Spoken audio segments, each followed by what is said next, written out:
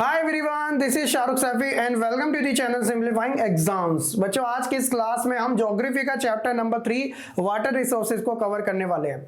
अब जैसा कि आप जानती हैं कि जो वाटर है वो एक नेचुरल रिसोर्सेज है और हमारा जो प्लेनेट है उसे ब्लू प्लेनेट इसलिए भी कहा जाता है क्योंकि 70% आपको यहाँ पे वाटर ही देखने को मिलेगा। अब क्या है इस लेसन के अंदर जो कि आपके एग्जाम पॉइंट ऑफ व्यू से काफी इंपॉर्टेंट है, आइए बात करते हैं उसी के बारे में। और चैनल पे नए तो सब्सक्राइब जरूर कर देना, बाकी डिस्क्रिप्शन को चेकआउट करना बिल्कुल ना भूलिएगा।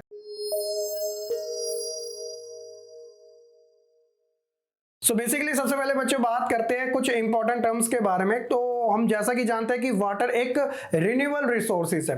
मैंने आपको टाइप्स बताई थी, रिन्यूएबल, नॉन रिन्यूएबल, है ना, वो चीजें जो इजीली रिन्यू की जा सकती है, तो वाटर भी उसमें से एक मानी जाती है। ओवरऑल अगर आप देखो तो बच्चों हमारा जो अर्थ सरफेस है वो 3/4, कितना बच्चों, 3/4 इससे कवर्ड है वाटर के साथ, ठीक है।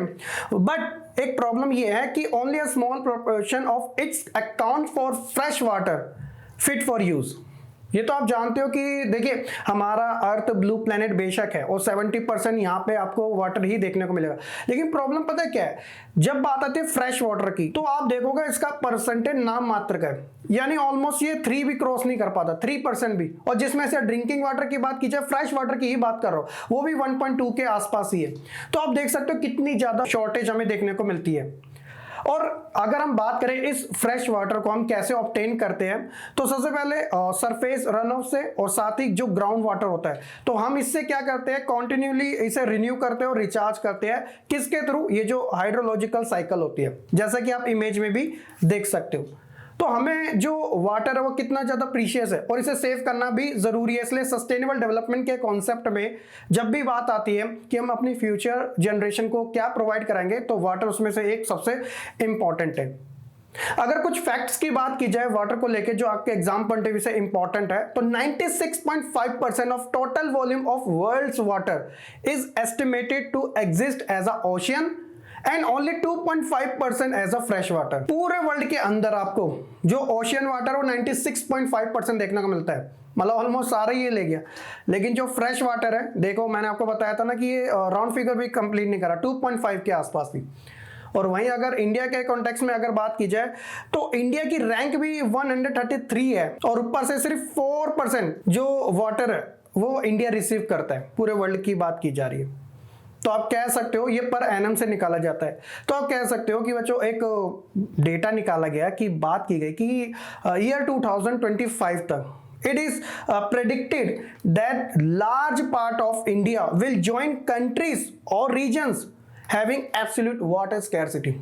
यानी कि साल 2025 तक भारत के ऐसे बहुत से रीजन हैं या खुद पूरी कंट्री ही मान लीजिएगा जिसको ये प्रॉब्लम फेस करनी पड़ सकती है, यानी कि पानी की समस्या। यानी कि ये भी मतलब हमारा भारत भी उन कंट्री में शामिल हो जाएगा जहां पे पानी की कमी हमें देखने को मिलती है। तो हमारे लिए एक तरीके से एक रिस्पॉन्सिबिलिटी वाला वर्क है कि हमें जो वाटर है उसे सेव करना जरूरी है, उसे प्रोटेक्ट करना जरूरी है, ताकि हम फालतू का जो ये वेस्टेज करते हैं ना डिफरेंट फील्ड्स के अंदर, उससे हम बच सके। सो नेक्स्ट बच्चों हम इसी के बारे में बात करेंगे, water scarcity and need for water conservation and management, कि वो कौन सी चीज है जिसकी वजह से हमें ये वाटर स्कैर्सिटी जैसी प्रॉब्लम्स देखने को मिल रही है और इसके अलावा हम क्या ऐसे स्टेप ले रहे हैं इसके मैनेजमेंट के लिए, इसके कंजर्वेशन के लिए। तो देखा जाए सबसे पहले वाटर स्कैर्सिटी क्या होती है, वही पानी की कमी। The lack sufficient water as compare to its demand in a region is known as a water scarcity. यानी कि जहां पे कंपैरिजन के तौर पे जितना नीड है वाटर की उतना अवेलेबल ना हो, तो कहीं ना कहीं वहां पानी की कमी हमें देखने को मिलती है।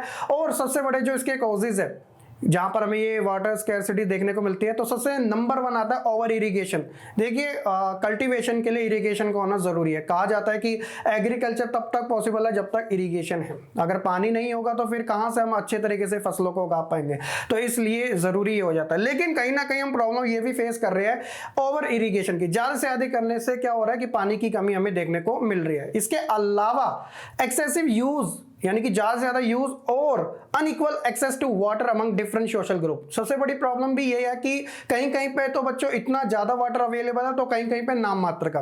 फॉर एग्जांपल अगर मैं बात करूं जिन हमारे स्टेट्स के अंदर जो एग्रीकल्चर है वो काफी अच्छी खासी क्वांटिटी में हमें देखने को मिलते हैं, तो स्पेशली वो आप कह सकते हो जो नॉर्थ इंडिया यानी कि हरियाणा, पंजाब, वेस्टर्न यूपी, यहां पर आपको काफी अच्छी खासी मात्रा में देखने को मिलेगा कि कल्टीवेशन बहुत बेस्ट मानी जाती है। लेकिन अगर आप ओवरऑल इंडिया के एग्जांपल लोगे तो कहीं ना कहीं आपको ये पता चलेगा कि जो एक्सेस है वाटर का वो सोशल ग्रुप के बीच में काफी डिफरेंट है, यानी कहीं ज्यादा कहीं कम, तो ये अनइक्वल तरीके से। इसके अलावा लार्ज पॉपुलेशन भी क्या करती है, वाटर को कंज्यूम करती है, जिसकी वजह से आप कह सकते हो कि वाटर की कमी हमें देखने को मिलती है। जितने ज्यादा लोग उतनी ज्यादा नीड्स और उतनी ज्यादा पानी का यूज, तो ये सारी चीजें बच्चों गिनी जाती है कॉजेस में वाटर स्कैर्सिटी के। अब इसके मैनेजमेंट के लिए हमारा भारत क्या करता है, आप देखोगे डिफरेंट टाइप की ऐसे बहुत सारी प्लानिंग की जाती है, उन्हें एग्जीक्यूट किया जाता है। उसी के अंदर हम एक बात करेंगे बच्चों डैम्स के बारे में। आपने जरूर पढ़ा होगा अपनी 6 to 9 स्टैंडर्ड की ज्योग्राफी या फिर किसी और बुक्स के अंदर डैम्स के बारे में। डैम्स का क्या काम होता है मेजरली अगर देखा जाए तो जो वाटर का फ्लो होता है, यानी कि जो रिवर्स होती है उसका जो फ्लो होता है, या तो ये उसे एक डायरेक्शन दे देता है, या तो उसे स्लो कर देता है, या फिर उसे रोक देता है। और उससे क्या करता है वो कहीं ना कहीं आप देखोगे कि जो हमारी एग्रीकल्चर फील्ड है उसके अंदर जो इरिगेशन होता है वो हम कहीं ना कहीं डैम से ज्यादा ऑब्टेन भी करते हैं। A dam is barrier across flowing water that obstruct, direct or retard the flow, often creating a reservoir, lake or impoundment. तो ये हमारा डैम्स होता है। इसके अलावा आपने जरूर सुना होगा रिवर प्रोजेक्ट में मल्टीपर्पस रिवर प्रोजेक्ट के बारे में, जो जिसका काम एक से ज्यादा में यूज किया जाता है। कुछ एग्जांपल भी आप देख सकते हैं, जैसे भाखरा नागल आपने जरूर डेफिनेटली नाम सुना होगा, सतलुज बीच रिवर बेसिन के बारे में। तो ये जो मल्टीपर्पस रिवर प्रोजेक्ट होते हैं वो क्या काम करते हैं, देखिए multipurpose river project large dam that serve several purpose in addition to impounding that the water of a river and used later to irrigate agriculture field, जैसे कि हमने बात करी थी। ये जो पानी होता है ज्यादातर काम आता है हमारे एग्रीकल्चर के अंदर, ताकि जो क्रॉप्स है वो ज्यादा से ज्यादा जल्दी ग्रो हो सके और उसका जो प्रोडक्शन है वो ज्यादा से ज्यादा हो सके। तो मल्टीपर्पस रिवर प्रोजेक्ट का तो काम ये होता है। ऐसी बात नहीं है कि इसके एडवांटेज नहीं है, ऑब्वियसली इसके एडवांटेज है, लेकिन इसके साथ साथ इसके डिसएडवांटेजेस भी हमें देखने को मिलते हैं। सबसे पहले हम बात कर लेते हैं अच्छाइयों को लेकर, है ना। तो इरिगेशन जैसे कि हमने बात करी थी भैया, अगर आप एग्रीकल्चर चाहते हो तो इरिगेशन का होना जरूरी है। इसके अलावा इलेक्ट्रिसिटी जनरेट भी होता है, ये भी आप जानते हो पानी से बिजली बनती है। और जो फ्लड होता है उसे कंट्रोल करने में भी डैम्स का काफी हद तक मेन रोल माना जाता है। जितनी भी ये बाढ़ आती है ना उसे डैम्स रोक देते हैं। फिश ब्रीडिंग के लिए भी काम आता है, इसके अलावा इनलैंड नेविगेशन के लिए, और साथ ही जो हमारी इंडस्ट्री है यानी कि जो डोमेस्टिक और इंडस्ट्रियल यूज है उसके लिए भी ये जो डैम्स है वो काफी हद तक काम आता है। लेकिन इसके अलावा ये तो हमने अच्छी चीजें के बारे में बात कर ली, लेकिन कहीं ना कहीं इसके ड्रॉबैक्स भी हमें देखने को मिलते हैं। तो सबसे पहले बात करते हैं, it affect the natural flow, जो पानी का नेचुरल फ्लो होता है ये उसके ऊपर अफेक्ट करता है of river, causing poor sediment flow and excessive sedimentation at the bottom of the reserve. यानी कि कहीं ना कहीं आप देखते हो कि जो कटाव होता है पानी का वो भी हमें इसकी वजह से देखने को मिलता है। और साथ ही it destroy the habitat for the river aquatic life, और ये रिवर एक्वेटिक लाइफ को भी डिस्ट्रॉय करने का काम करता है।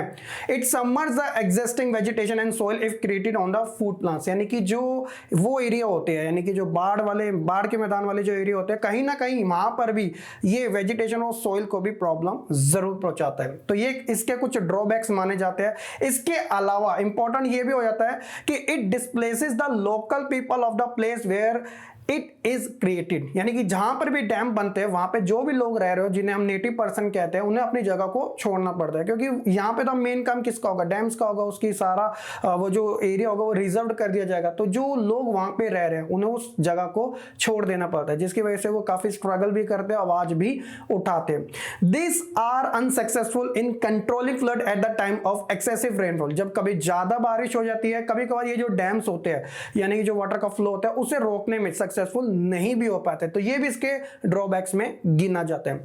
This project included earthquakes, cause water borne diseases and pets and pollution resulting from excessive use of water. इसकी वजह से कुछ ना कुछ ये सारी प्रॉब्लम्स हमें देखने को मिलती है, चाहे वो अर्थक्वेक हो या फिर वाटर बोर्न डिजीजेस हो या फिर पेट्स हो या फिर पॉल्यूशन हो, ये सारी चीजें भी इसके कुछ रीजंस माने जाते हैं। और इसी वजह से कहीं ना कहीं इसके अगेंस्ट में हमें कुछ सोशल मूवमेंट्स भी देखने को मिले। वो कौन कौन से हैं, हम टॉपिक बात करेंगे movements against multipurpose river project के बारे में।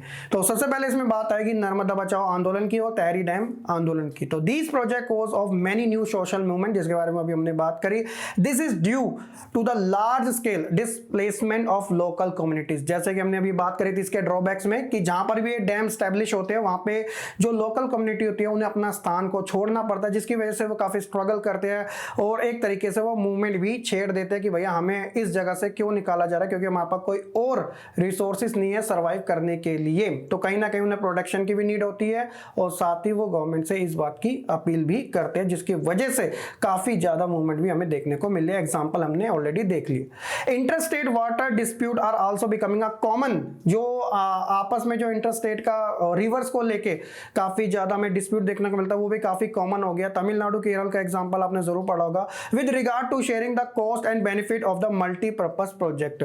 तो ये सारी चीजें हैं जो कहीं ना कहीं हमें मूवमेंट में देखने को मिली है। तो एक जगह देखा जाए तो जो ये मल्टीपर्पज जो रिवर प्रोजेक्ट है वो काफी हद तक हमारे लिए एक तरीके से बेनिफिट भी प्रोवाइड कराते हैं, लेकिन कहीं ना कहीं इसके हमें ड्रॉबैक्स भी देखने को मिलते हैं। तो काफी सिंपल सा था, लेकिन एग्जाम पॉइंट ऑफ व्यू से इसके मेरिट डिमेरिट दोनों पूछ लिए जाते हैं, तो आपको ये टॉपिक अच्छे से कवर कर लेना। होप सो कि बच्चों आपको यहाँ तक सारी चीजें समझ आ चुकी होगी। तो ये था हमारे इस लेसन का फर्स्ट पार्ट, काफी लिमिटेड कंटेंट है। देन हम अपने सेकंड पार्ट में बात करने वाले हैं वाटर हार्वेस्टिंग के बारे में, जो कि आप 6, 7, 8 स्टैंडर्ड में कहीं ना कहीं उसके बारे में आराम से पढ़ ही लिया होगा।